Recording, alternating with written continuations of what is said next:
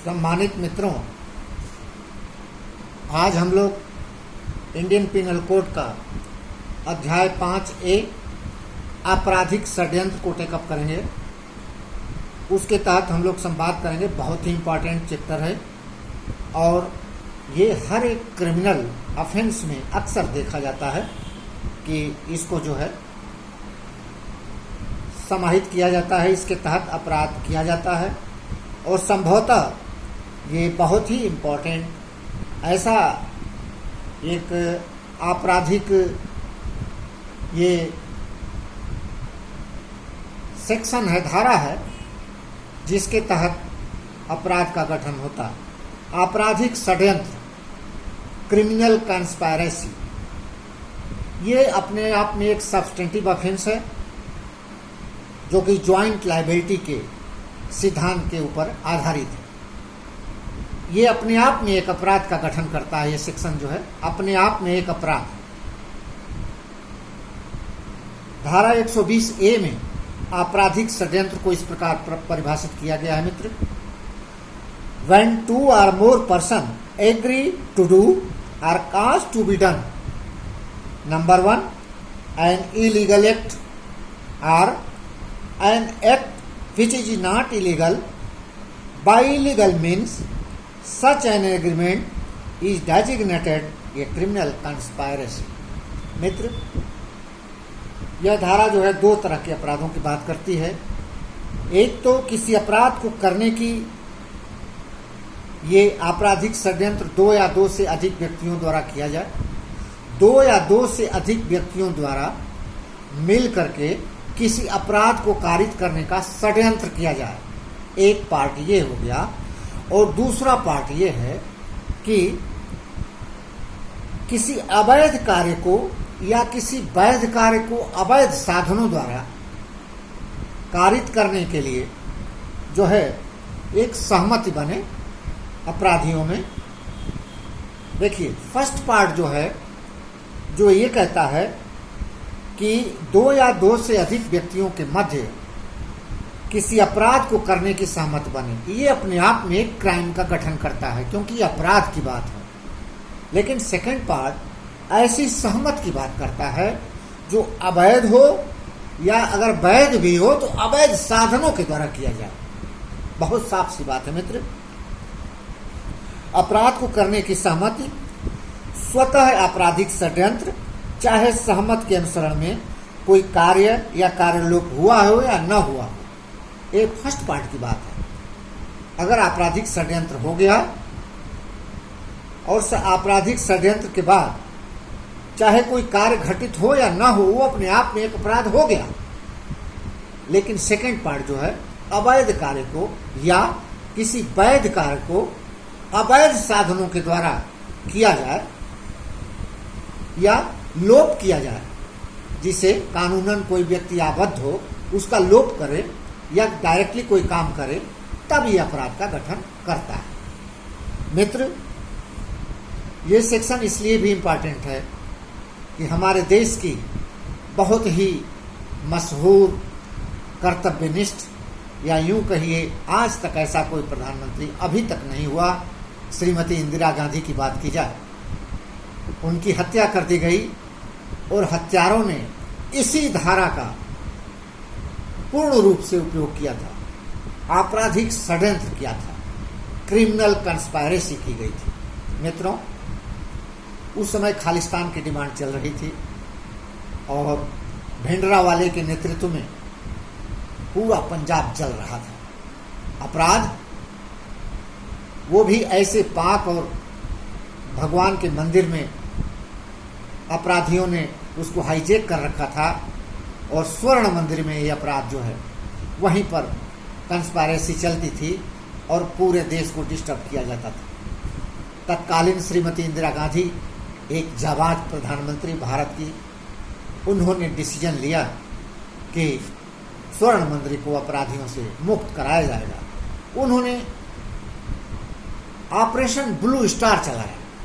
आपको ज्ञात होगा तत्कालीन प्रधानमंत्री ने ऑपरेशन ब्लू स्टार चलाया अपराधियों को एलिमिनेट करने के लिए जो बल प्रयोग किया गया तो अकाल तख्त की भी हानि हुई और साथ साथ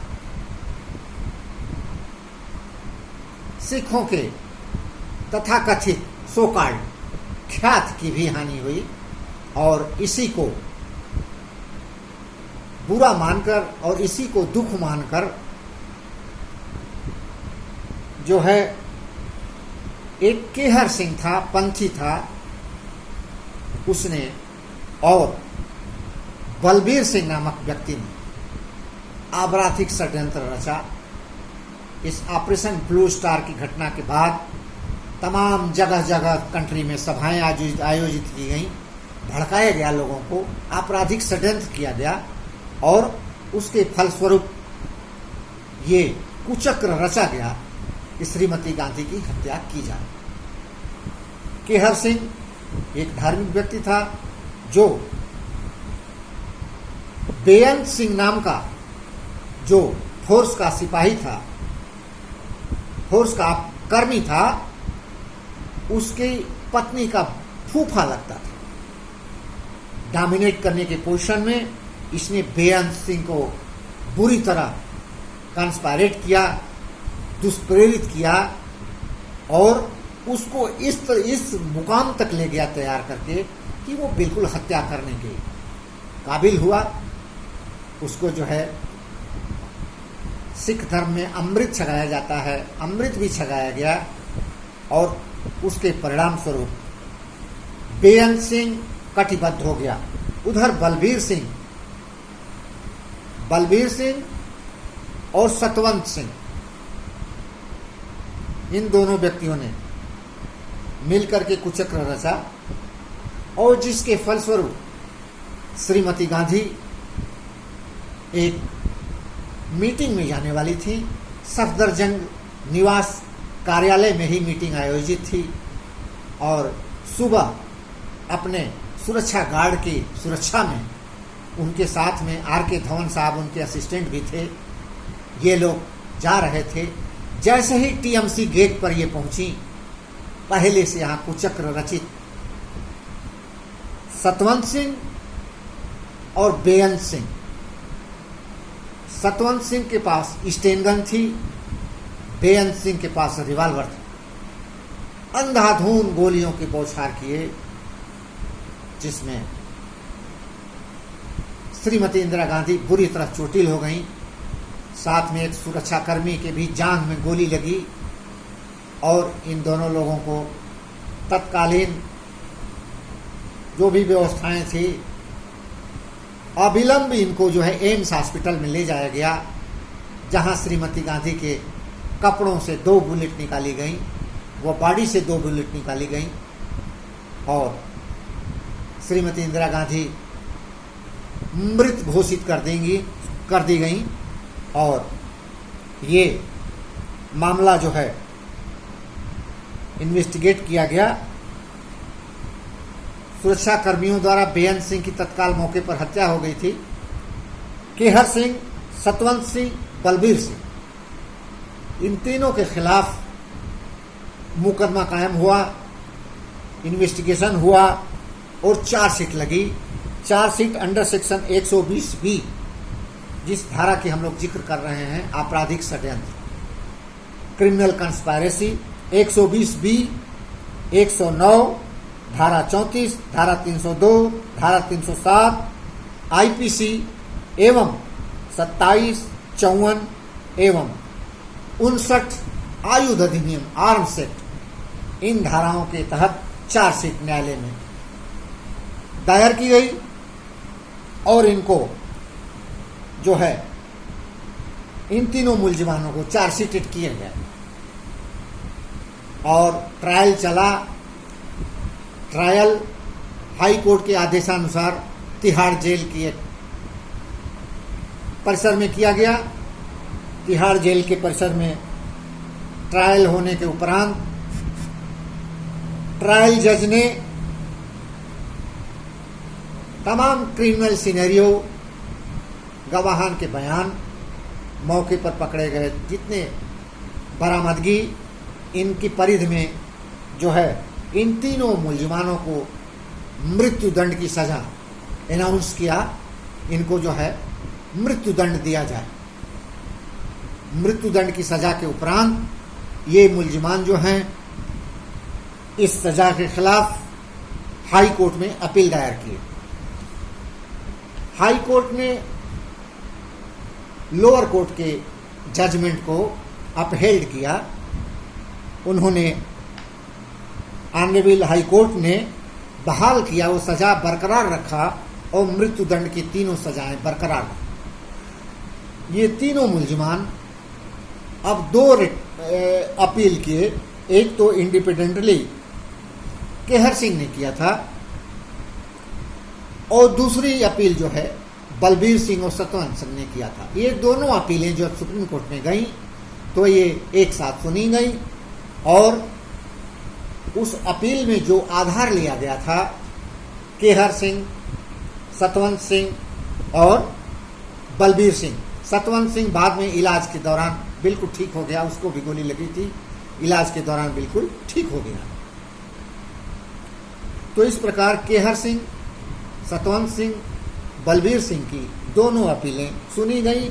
इन्होंने जो आधार लिया था, आधार ये लिया था कि हमारा जो ट्रायल है बहुत ही स्लो गति से हुआ और हमको स्पीडी ट्रायल का लाभ नहीं मिला। दूसरा इन्होंने कहा कि ऑनरेबल हाई कोर्ट को ये पावर नहीं है कि वह जो है ये सुनिश्चित करे कि ट्रायल कहाँ होगा। 327 क्रिमिनल प्रोसीजर कोड की धारा ये सुनिश्चित करती है कि ये मजिस्ट्रेट, एडिशनल डिस्ट्रिक्ट जज या जज ही इस चीज़ को सुनिश्चित करेंगे कि ट्रायल का स्थान क्या होगा।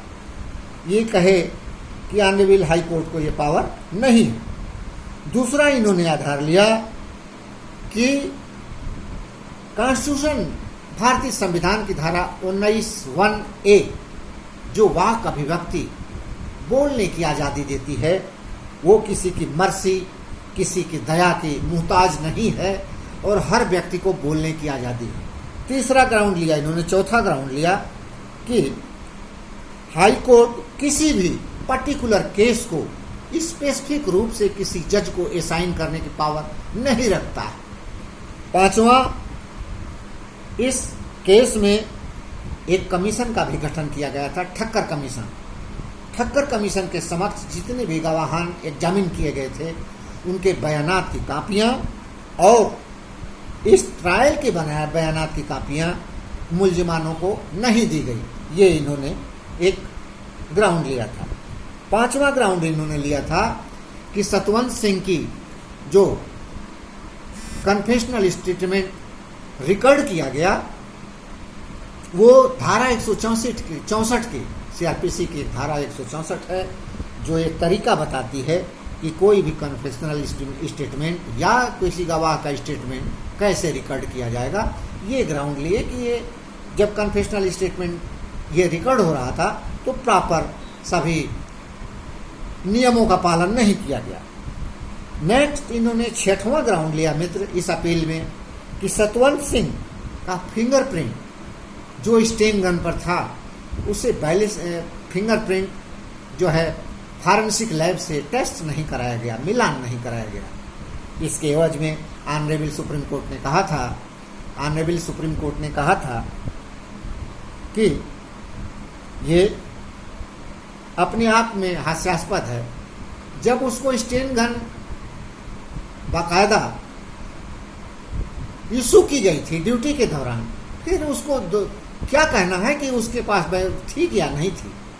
नेक्स्ट, मृतक श्रीमती इंदिरा गांधी के शरीर से जो 2 बुलेट निकले थे उन बुलेट को बैलिस्टिक एक्सपर्ट या फॉरेंसिक लैब से टेस्ट नहीं कराया गया था। ये इतने आधार लेकर के इन्होंने सुप्रीम कोर्ट में अपील की। ऑनरेबल सुप्रीम कोर्ट ने इस अपील को सुना, देखा और 120 के बारे में सुप्रीम कोर्ट ने कहा, आपराधिक षड्यंत्र के बारे में, जिसकी हम लोग आज जो है जिक्र कर रहे हैं। आपराधिक षड्यंत्र के बारे में ऑनरेबल सुप्रीम कोर्ट ने होल्ड किया, the most important ingredient of the offence of conspiracy is the agreement between 2 or more person, 2 या 2 से अधिक व्यक्तियों के बीच में एक आपराधिक षड्यंत्र की सहमति, और ये सहमति एक अपराध करने के लिए हो। The illegal act may or may not be done in pursuance of agreement, but the very agreement is an offense and is punishable. इस आपराधिक षड्यंत्र के तत्वावधान में जो निर्णय लिया गया है, जो एग्रीमेंट हुआ है, अकॉर्डिंगली कोई कार्य हो न हो, अपराध का गठन हो गया। नेक्स्ट, ऑनरेबल सुप्रीम कोर्ट ने होल्ड किया कि reference to section 120A and 120B IPC would make these aspects clear beyond doubt। ये जो सेक्शन 120A है, 120B है, बिना किसी संशय के ये जो है प्राविधान प्रस्तुत करती है। Entering into agreement by 2 or more person to do an illegal act by illegal means is the very quintessence the offense of conspiracy। जो ये दो या दो से अधिक व्यक्तियों के मध्य कोई इलीगल कार्य करने के लिए या इलीगल कार्य करने के लिए है, या अवैध कार्य या अपराध कारित करने के लिए जो कंस्पायरेसी की जा रही है, ये जो है is the very quintessence the offence of conspiracy. यह सार तत्व है इसका, कंस्पायरेसी का यह सार तत्व है। ये हमारे सुप्रीम कोर्ट ने होल्ड किया।